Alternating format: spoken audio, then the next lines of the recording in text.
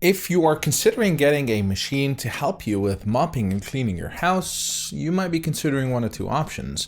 Either a wet and dry vacuum cleaner like the Roborock Dyad Pro, or a mopping robot vacuum like the Roborock S7 Max Ultra. As someone who has both and has been using both, I'm here to shed some light on what these are and are not, and potentially help you with that purchase decision. Now, this is not going to be a review of either of these products. I did do, however, an in-depth review of both. I will put links in the description should you want to check those out, as I go there in details about the features of each one.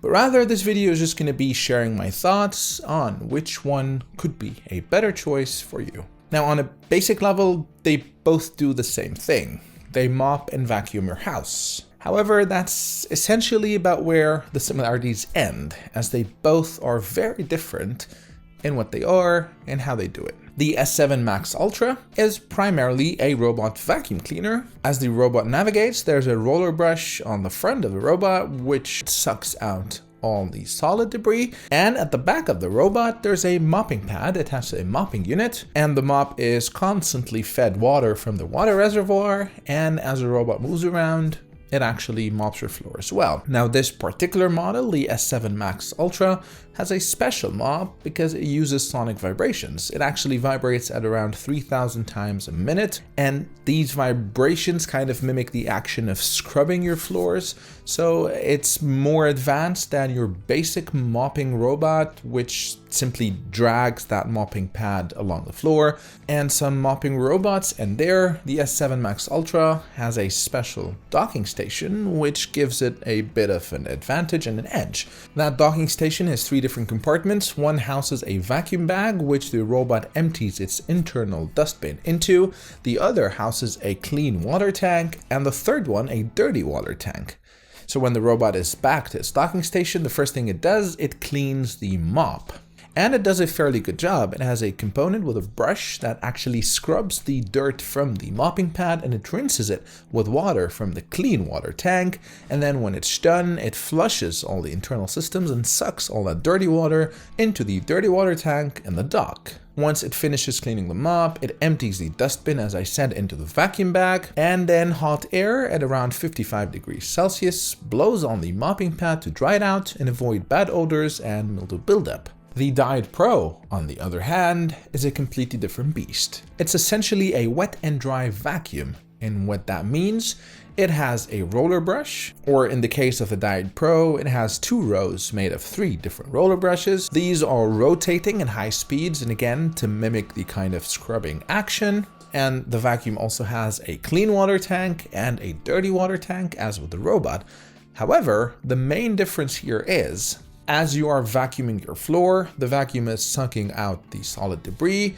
The roller brushes are constantly fed water from the clean water tank, but then as you are vacuuming, the vacuum is sucking both the solid debris and all the dirty water from your floor. This results in much deeper cleaning, but also this means that you can use this wet and dry vacuum to clean wet messes, and this is the main difference between the two. So say, for example, you spilled on the floor a bowl of cornflakes and milk. You can use the Dyad Pro to simply go over that mess, and it's able to suck out all the solid debris, the cornflakes in this case, and the liquid, the milk in this case. Not only that, what's special about the Dyad Pro, it also has a cleaning detergent auto-dispensing tank, which you can see right here. So you fill that with cleaning detergent, and it mixes this automatically with the clean water. So as you are vacuuming and cleaning your floors, it's not only cleaning them with water, but also with detergent. As with the robot, once you're done vacuuming, you put the Dyad Pro on its base, and you can initiate a self-cleaning cycle. This again cleans the roller brushes and flushes the internal system, then empties all of that dirty water into the dirty water tank.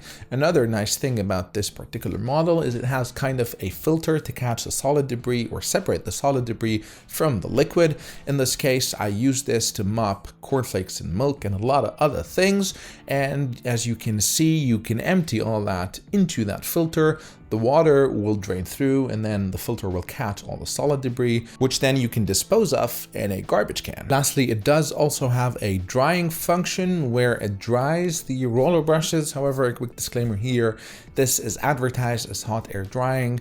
The unit that I received, and I believe a lot of units in the market for some reason, do not have hot air drying.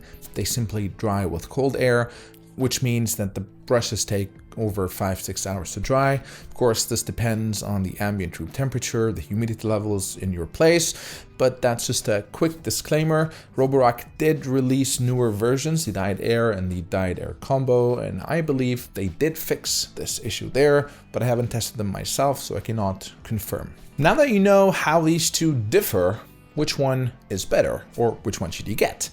And as always, the answer is not clear-cut. It depends, and it depends on your use cases and why you need them. Now, robot vacuum cleaners are not meant for deep cleaning.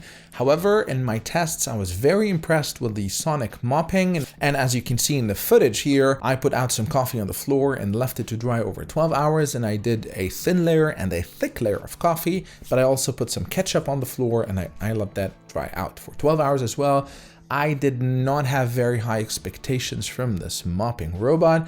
However, to my pleasant surprise, it actually took out all the thin layer of coffee and most of the thick layer and the ketchup as well. This was from the initial run, and then I asked the robot to clean that area a second time.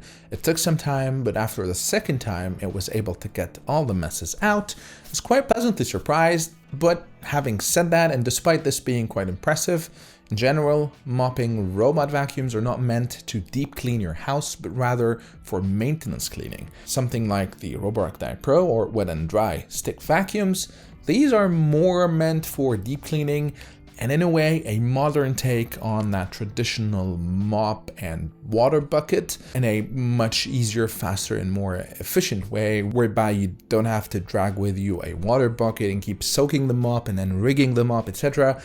This is meant to replace that, whereby you just go over your house one time, it vacuums out solid debris, it mops the house, and effectively also dry it because that vacuum is sucking out all that excess water. So here, I guess you have to ask yourself, do you often find yourself in need of cleaning a lot of wet messes or not? If the answer is yes, a huge wet mess like what we saw with the cornflakes and the milk is near impossible for the robot to clean, and that's because it's not designed to. The vacuum does not suck any water like with the Dyad Pro. Matter of fact, you can actually ruin your robot if it goes over a mess like that. And the best it can do is probably defined by however much liquid the mopping pad can absorb, and that's not going to be too much. So if you often need to clean a lot of wet messes, then probably the robot is not for you, but you will probably enjoy quite a lot something like the Dyad Pro. If, however, you do not often encounter a lot of wet messes, then I would definitely recommend a mopping robot, and the S7 Max Ultra specifically is a great one. Again, I'm not going to talk about all the features, do watch my review of that robot to see them, but it definitely is a great robot, both at vacuuming and at mopping, and the convenience that it gives you is just amazing. And it's almost completely hands-off. It does your entire house. It goes under beds and furniture. It goes back to the base. It washes itself, cleans them up, empties the dirt, dries them up. It's just really a huge time saver. Personally, I have both, but in my house, I don't have to deal with any wet messes. And this is why I find myself using the robot 2 or 3 times a week for that maintenance cleaning. And then maybe once a week, or even sometimes once every 2 weeks, I do some deep cleaning with the Dyad Pro. But more often than not, I simply rely on the robot to do all the cleaning. I can even schedule it to do that when I'm not home, and I don't have to worry about neither the time nor the effort to do that. To mention also, I've been using robot vacuum cleaners for over a decade maybe. And if you haven't used a more recent one, in the old days, you would have to kind of clear the entire floor area for the robot to move around. Otherwise, it's going to get stuck. So you end up wasting essentially even more time than if you were to mop yourself by moving around the furniture and clearing everything.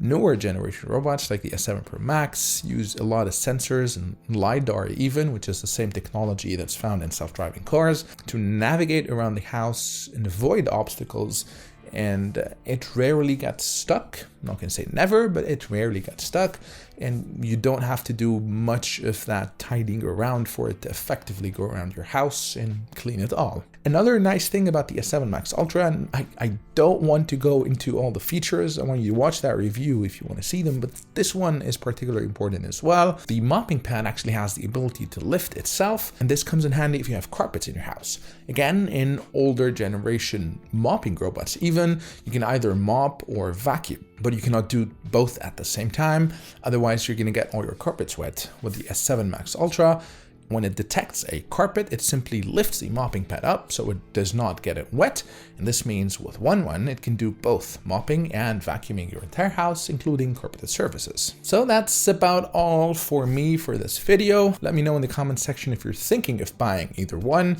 Why are you thinking of this or the other, and what your particular use cases are? Quick disclaimer, the S7 Max Ultra was sent to me by geekbuying.com, and thank you to Geekbuying for sending that across. I put links in the description to the product pages, do check them out, as Geekbuying does regular discounts and promotions, so check those links out to see what the price is at the moment you're watching this review. And as always, if you liked the video, please hit the like button and consider subscribing to my channel, as this encourages me to continue producing content. Until next time, cheers.